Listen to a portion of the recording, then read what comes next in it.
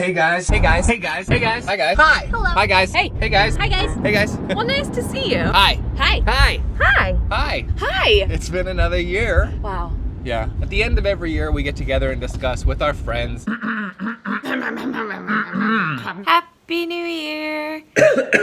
You don't want to be doing that right now. I know. That's inappropriate. Our favorite things of the year. Yes. We're gonna do it again.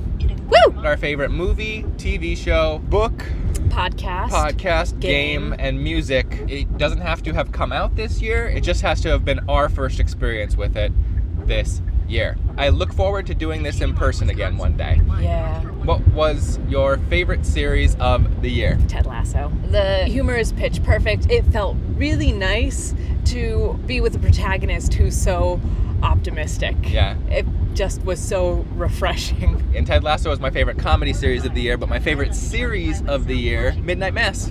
Oh, sure. Mike Flanagan, a different take on I don't even know if I want to spoil any of it, so I'm not going to. It's just got really, really scary, evocative imagery, really fascinating characters. I was hypnotized by the thing. I loved it, loved it, loved it. Mike Flanagan's the best. Mayor of Easttown. I almost picked that. I picked For All Mankind. Oh yeah, you really liked that. I blazed through 2 seasons. Yeah, I didn't watch it with you. Birdie, stop walking around. It is so loud. Apple TV, alternate history. What if the Russians went to the moon first? And I didn't watch it, but I did have to hear about it a lot. Yeah, it was good. For All Mankind, the Soviets win the space race. They go to the moon first, and it kind of pushes the United States to do more. They go to the moon, they make a moon base. I really came around to the show. At first, I was calling it the bad show, but by the end of it, I was excited for another season. My favorite TV show was The Great. It's beautiful. It's hilarious. I love everything about it. Matt was supposed to say this as his favorite TV show, and then he picked The Bad Show. Yeah, The Great is great. He was supposed to say that so that I could say my other favorite TV show, Never Have I Ever, which is a teen drama that is so much more than a teen drama. It's amazing acting. It's amazing storytelling. It's a joy to watch, but they touch on very topical issues. Ted Lasso is by far my favorite television show for 2021. It is not about sports, despite the fact it's about sports, but it's a lot about the inner relationships of these people and what they mean to each other. And it's a good reminder, especially this past season, how we think that somebody else might perceive something. It's really important that we always be kind and generous to each other and forgiving, which is really a lot heavier than what Ted Lasso is about. We didn't watch many TV shows. Not this really. year. The only show that I watched that was new this year is Mandalorian. I did really enjoy it. Yeah, I guess still Parks and Rec for me. Favorite movie of the year? Free Guy. So I love Free Guy. it's just like the best popcorn. It's so fun. It's rare in our world of like endless content to rewatch stuff, and that's one that we rewatched. Yeah. Action, humor, meta humor. I love meta humor. World building. It didn't take itself too seriously. Another thing I love. And my movie of the year, I saw like almost was, like- exactly a year ago. It was Yeah. like the first week of January when I watched it. I remember you being like, well, that's it. That's the movie of the year. And I was like, we got 51 weeks left. Okay. Promising Young Woman, amazing. Craig and I did an episode of Movied about it. Everything about it was amazing. The writing, the performances, the direction, the production design, the costuming, everything about it was perfect. I struggled with this one, and I'm surprised with my own pick. The Suicide Squad. Not Suicide Squad. The Suicide Squad. Probably mostly because it surprised me how good it was. Yeah. good. I also didn't watch it, but I did have to hear a lot about it. Not a lot. Come on. Like maybe the morning after I watched it. It was too much. Oh my god. I always have this problem of just not remembering like anything that I watched this year except the things that I watched most recently. My favorite movie It's exciting. of the year was The Grinch 2018. Wow. Yeah, and I really enjoyed it on first viewing when it was just me and you watching it, and then we showed it to our kid, and watching her watch it and latch onto it and love the story, and it gave me even another level of appreciation for the movie. Birdie, stop walking. My favorite movie was The Vast of Night, which It was was alright. It was great. It just felt like there was a real voice coming through. A guy made that movie, and it was Yep, an indie a movie. guy made that movie. Yeah, it's an amazing shot where the camera flying across the town from one location to the other. That was pretty cool. It goes through a high school basketball game, and the movie makes like cool, Okay, weird enough. decisions like that. Enough about your All the movie. My favorite movie was Hunt for the Wilder People. Older people. Hunt for the Wilder People. It's about this boy who doesn't have a family and he gets adopted and there's a death and there's a low battery on Matt's phone.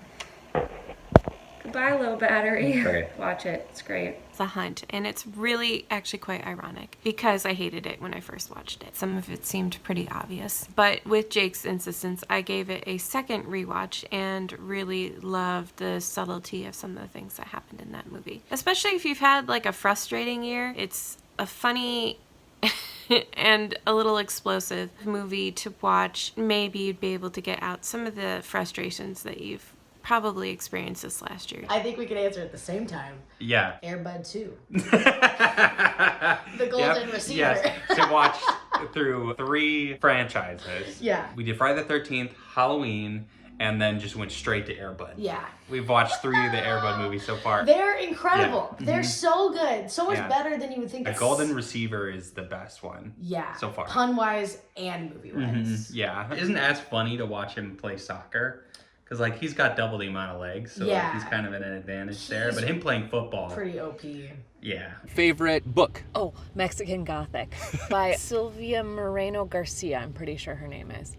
Oh, Gothic horror, Gothic romance. Both. It's both. It's so good. I loved it so much. Wow.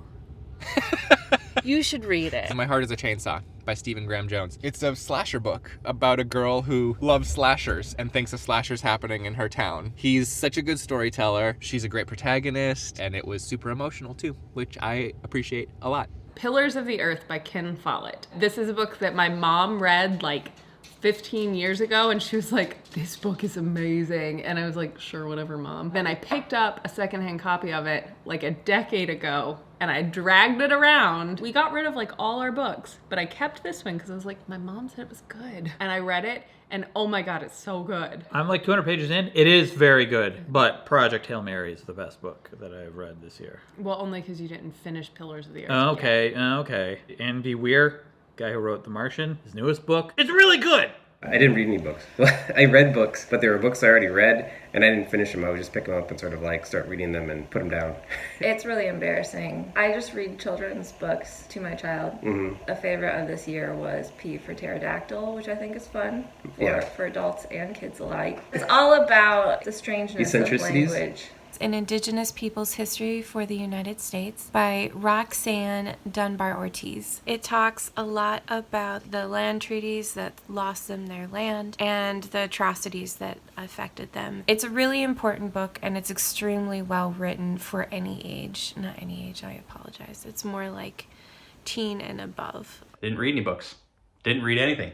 Can't read. I also did not read this year. Okay, I've started 2 books. I have not finished them because I don't read, except for Twitter. Podcast. Pass. What was your favorite podcast? There's of the year? no question about it. I listened to almost their entire back catalog this year, and I discovered them when I was driving 5 hours to go get my first vaccine shot. Yeah. Blank Check with Griffin and David, podcast about filmographies. They have insane encyclopedic knowledge about movies, movie makers, casts. It's insane the amount of things they just have in their minds, and it's a pleasure to listen to. Pod. P-Pod? Peapod. What's your best Peapod of the year? Sugar Snap. I guess I can't pick it though because this year wasn't the first time I had a Sugar Snap pea. I don't think I had any new peas this year. Birdie, you're walking around and it's killing me. Okay, podcast. How about that? Off Menu with James Acaster and Ed Gamble. It was one of the only new podcasts I listened to this year, but it was also just really, really good. These 2 comedians invite on celebrity guests. They are interviewing them, but the concept is that the guest is sitting down in the dream restaurant and they get to order their perfect meal, all of their most favorite things. Everybody's just really funny. I almost changed my choice to that because that's really good, but nope, I'm sticking with mine. You have to stick with yours because, again, I've never listened to it, but I've heard so much about it. 60 songs that explain the 90s. He goes through 60 songs, and he's on like 53 or something. Oh, it makes me relive the 90s and understand it in all new ways. It's profound and funny. One podcast that I listened to this year a little bit, How Did This Get Made? It was funny to hear about how bad movies got made, like Lawnmower Man 2, which I haven't even seen, and it was fun to listen to them talk about it. Am I Normal by Mona Chalabi. I follow her on Instagram. I was drawn into her podcast by the title, The Spermageddon is Coming. Great title for an episode. It has lots of other great titles, and just delving into what is normal for being a human, and it's wonderful and great. I actually don't have a podcast from this past year. Most books that I read, I listen to through audiobooks. Use my Libby from your library. So yeah, podcasts haven't really happened this year. Parks and Recollection, for sure. I listen to that one a lot. Yeah, I gotta get just into going that. through Parks and Rec.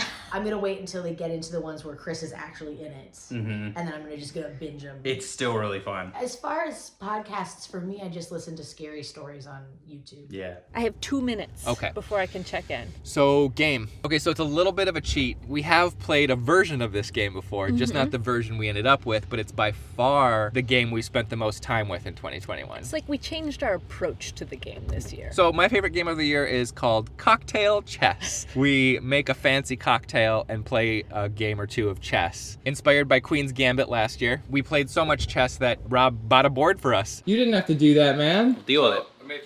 A very special, beautiful board.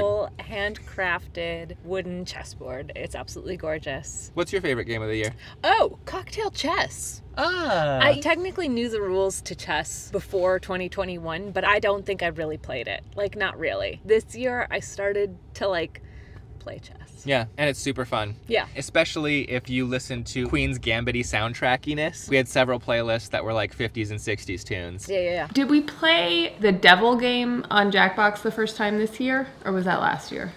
The Devil game? Yeah, the Devil's in the Details. The Devil's in the Details. I'm gonna pick it. Okay. I'm not even 100% sure that I played my other choice for the first time this year. New York Times Spelling Bee. New York Times Spelling Bee is the game that I play every day, every single day. Yeah. But I think I started that before this year. Dead Cells, Nintendo Switch. You make it really far and you die and you start over. I haven't beaten it yet. I've made it very far, but then I die and I start over. My favorite was the New York Times crossword. I had tried other crosswords. They're not as good. I didn't really play any games except the NYT crossword puzzle with Jessica, where she would just tell me a clue while I was doing something, like making dinner, and I'd try to think of what the answer would be.